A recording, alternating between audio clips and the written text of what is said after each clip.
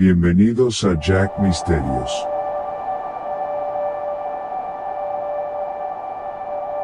Tres historias de terror reales. El karma.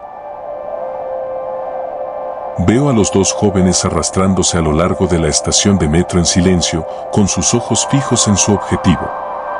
Se acercan a un anciano de aspecto frágil que está esperando el tren. No hay ninguna otra alma alrededor. Los chicos rodean al anciano por ambos lados, uno de ellos agarra sus brazos, el otro aprieta la hoja de un cuchillo contra su estómago mientras demanda su cartera. El aterrado anciano balbucea, incapaz de decir nada, tan solo suplicar para que no le hagan daño. Uno de los jóvenes le arrebata su cartera, la inspecciona y la vacía, y sin ninguna contemplación lanza al anciano a las vías. Se marchan corriendo, riéndose, las luces iluminan el túnel, indicando que el tren se aproxima. El anciano permanece inconsciente en las vías a causa del golpe, sin saber que va a ser masacrado. Sigo a los chicos. No son mucho mayores que 21 años. Sus cabezas están cubiertas por sus capuchas. Siempre llevan capuchas cuando hacen esto. Lo sé, porque les he visto hacer lo mismo otras 3 veces.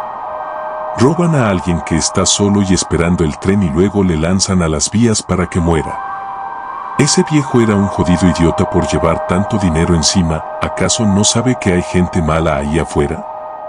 Dice que el que viste de gris cuando están ya lejos de la escena del crimen. Se ríe de su propia broma. ¿Está seguro de que no nos van a pillar? Ya sabes. El karma no existe. Dice el otro que viste de negro. Es una vieja y gorda. Que te jodan a ti y a tu karma. No nos tenemos que preocupar por nada.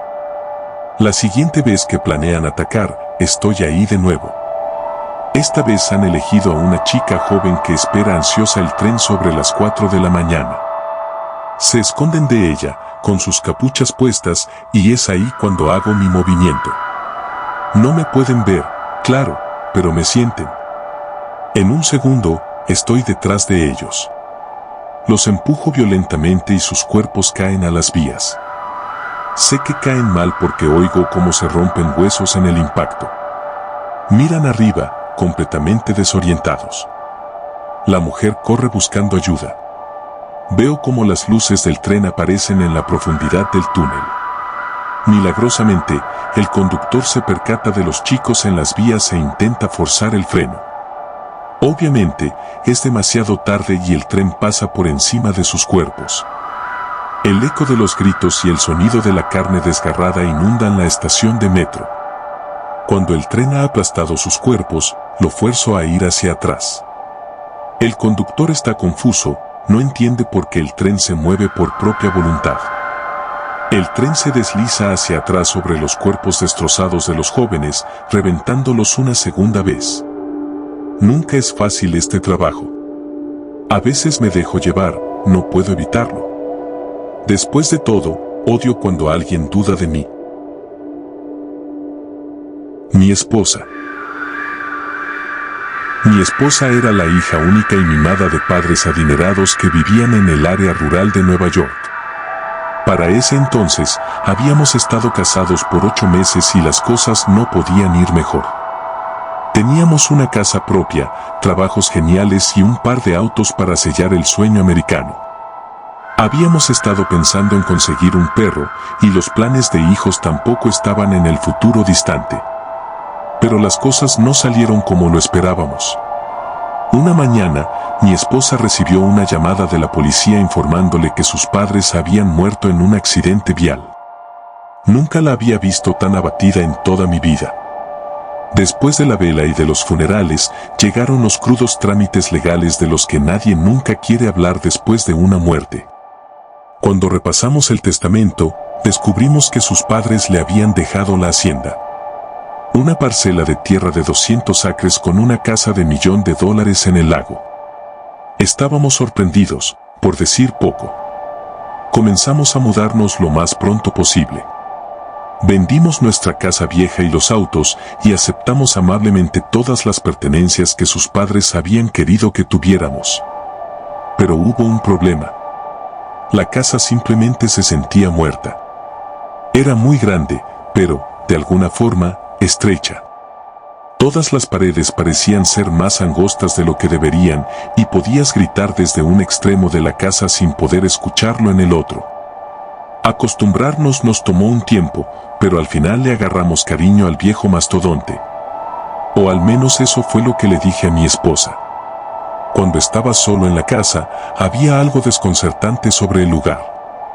Un rechinido en el piso, un crujido en la ventana, un escalofrío en mi cuello cuando pasaba a un lado de una ventana brillante, sintiéndome como si estuviera siendo observado. Realmente la odiaba. Mi esposa trabajaba hasta tarde cada día de semana. Cuidaba de las personas en un asilo para el arca y sus turnos se extendían desde las 4 hasta la medianoche. Usualmente, yo disfrutaba ese tiempo a solas. Leía con frecuencia o escribía, y a veces preparaba una gran pipa y me sumergía en una película. Y esta fue una de esas noches. Alisté todo, le di unas caladas a mi pipa, me envolví en una sábana y empecé la película. Fue un viernes y apenas eran las 8 de la noche, así que supuse que unas cuantas cervezas no me caerían mal. Tenía 4 horas y media hasta que mi esposa regresara. Me bebí algunas y llegué a casi la mitad de la película cuando escuché algo en el piso de abajo. Juro que pensé que era la casa jugándome trucos, como lo había hecho tantas veces en el pasado. Traté de ignorarlo. Pero entonces escuché un portazo. Me levanté rápidamente y fui a la planta baja. Mi corazón se paralizó cuando vi el resplandor de la luz de la cocina, que sabía que había dejado apagada. Me acerqué progresivamente a la gran entrada que conducía a la cocina. Podía oír movimiento. Y una sensación sobrecogedora de terror se filtró en mi cuerpo cuando finalmente me asomé por un lado de la pared. Era mi esposa. «Jesucristo, mujer», le grité, medio bromeando. Ella dio un brinco, sobresaltada por mi presencia. «¡Ay, Dios! No me asustes así». «¿Qué no te asuste? Ya pensaba que me iba a morir.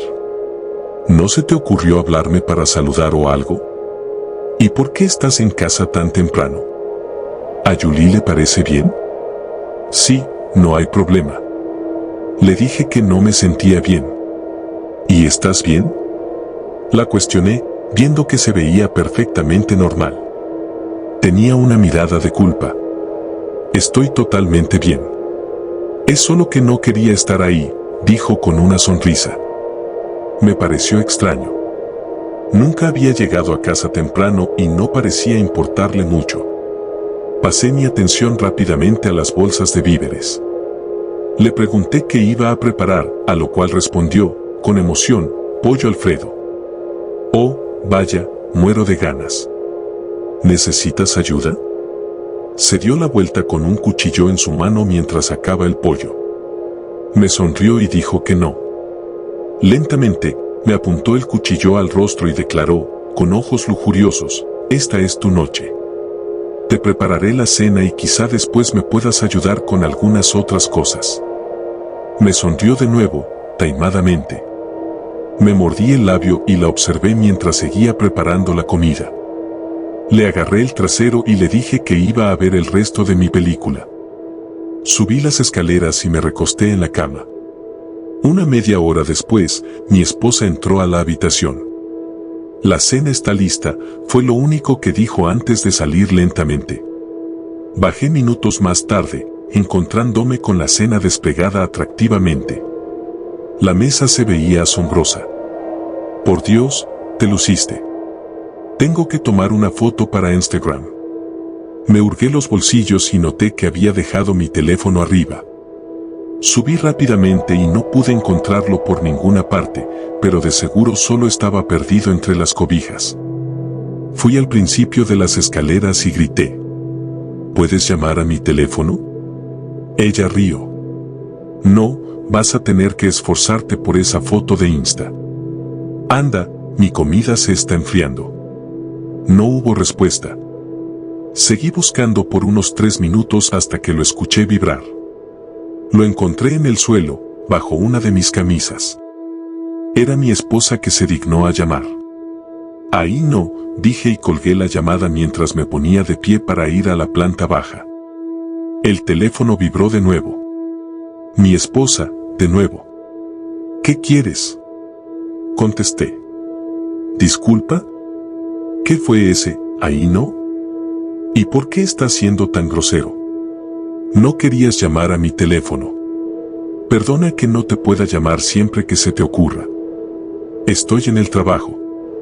Tengo cosas que hacer, aclaró, soltando un escalofrío por mi médula. ¿Qué acabas de decir? Dije que estoy ocupada. Aún me queda 1 hora de trabajo y solo te llamaba para decirte que te extraño, pero tenías que contestar el teléfono como un cretino. Así que estás diciendo que no estás en casa, en la cocina, repliqué. Ahora mi tono era bajo y tembloroso. Ah, jaja. No estoy en la cocina. Buena esa, río. No. Te digo que hay alguien aquí que se ve exactamente como tú. Pensé que habías llegado temprano. Tragué grueso a medida que el entendimiento paralizaba mi cuerpo. Tienes que ponerle llave al dormitorio ahora mismo y encuentra algo que puedas usar como arma, dijo frenéticamente. Voy a llamar a la policía. Cariño, ¿qué mierda está pasando? ¿Quién es? Exigí, el miedo huía de mi voz. Es mi hermana. Me quedé en el dormitorio hasta que la policía llegó. Resultó que se había asustado y se fue antes de que la policía llegara. Encontraron arsénico en la comida y una nota con 4 palabras: esta es mi casa. Mi esposa nunca me contó de su hermana gemela. Al parecer, había estado entrando y saliendo de prisión y hospitales psiquiátricos toda su vida. Su familia la había desheredado y era como si estuviera muerta. Fue así hasta que escuchó del accidente. Ahora todas esas sensaciones extrañas que he estado sintiendo son más válidas. Y no han desaparecido. Jugando con la ouija.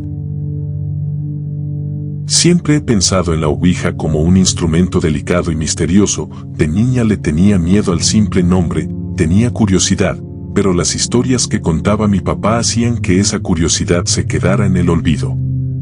La ouija, decía mi papá, no es un juguete.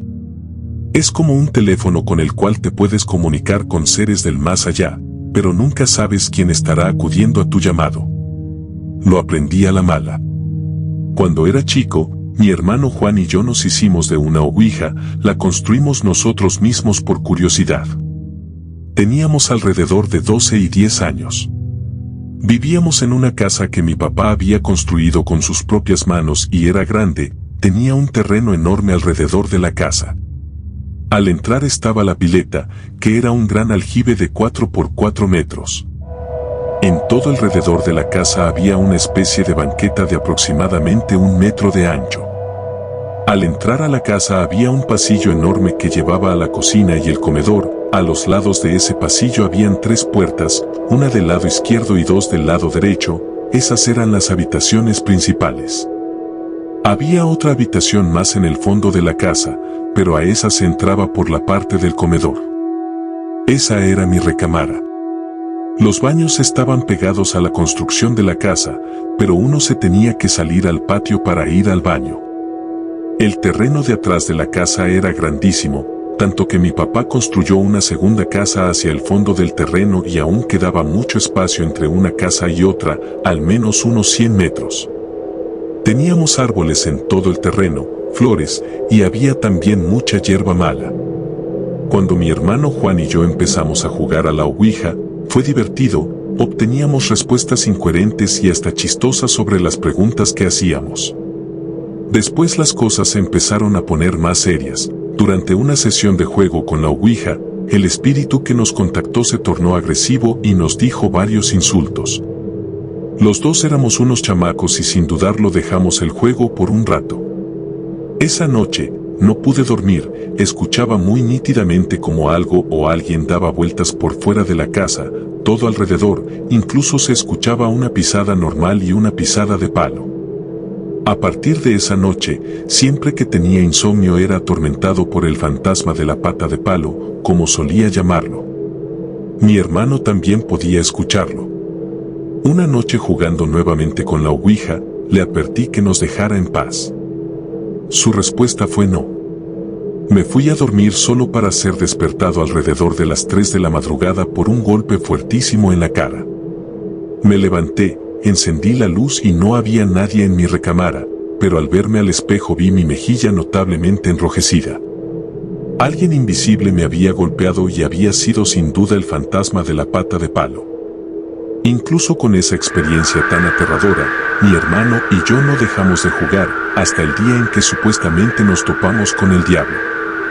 Comenzamos a jugar con la ouija como siempre y el que nos contestaba aseguraba que era el diablo. Juan y yo nos reímos y nos dijo que, si nos atrevíamos, que saliéramos a las 12 de la noche al patio trasero y nos daría una prueba de que él era el diablo. Así lo hicimos, a las 12 de la noche salimos al patio y no vimos absolutamente nada extraño, los ruidos nocturnos, las luces de la carretera más cercana, y eso era todo. Juan entonces le gritó: «Aquí estamos, señor diablo, y no nos has dado ninguna prueba». Lo que a continuación sucedió no he sabido explicarlo. Uno de los árboles comenzó a iluminarse de color anaranjado muy intenso, luego comenzó a arder en llamas. Juan y yo entonces tuvimos miedo y corrimos a refugiarnos adentro de la casa. Al día siguiente, con la protección de la luz matutina, salimos al patio y ningún árbol estaba quemado, todos estaban intactos. Entonces, ¿qué fue lo que presenciamos los dos? Aún ahora, dudo que haya sido el diablo quien nos contestó esa noche, pero sin duda era un espíritu muy poderoso que quiso darnos una lección. Nunca más volvimos a jugar a la ouija. Si el video te gustó, dale like y comparte.